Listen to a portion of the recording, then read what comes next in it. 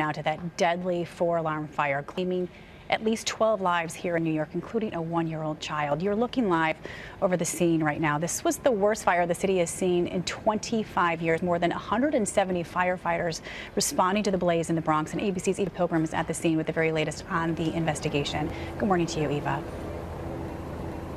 Good morning, Paula. Those fire victims forced out into this bitter cold weather, many of them without coats, without shoes. Firefighters fighting this fire this morning. They are going through the building now doing their search and recovery process.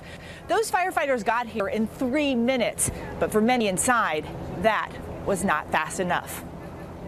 170 firefighters rushing to battle the deadliest fire in New York City in more than 25 years. We have a scene here in which 12 people have died and 4 are fighting for their lives. CPR performed as victim after victim removed on gurneys. Based on the information we have now, this will rank as one of the worst losses of life to a fire in many, many years. The blaze began at 6:30 p.m. when thick black smoke swept through the 5-story building. Inside these apartments, an apocalyptic scene. Parents screaming for help, children crying, so many unable to get out. This is the worst fire tragedy we have seen in this city in at least a quarter century. The only thing not destroyed, the building's exterior. At least 3 dead from the same family. Burned. They were burned. Even little kids in the stretchers burned.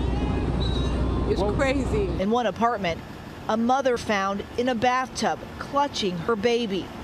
Both deceased. I came out through the window. You came out through the window? Yeah, there was smoke everywhere already. This resident managed to reach the fire escape, leaving his phone and wallet, able to grab just a blanket. He was better off than many here who were forced to flee their homes with no coats or shoes. The Red Cross rushing to provide warmth to the stunned survivors.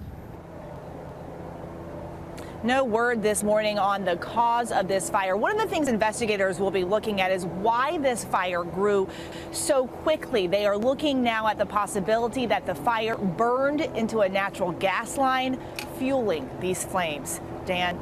A lot of questions. Just a horrifying story. Eva, thank you very much.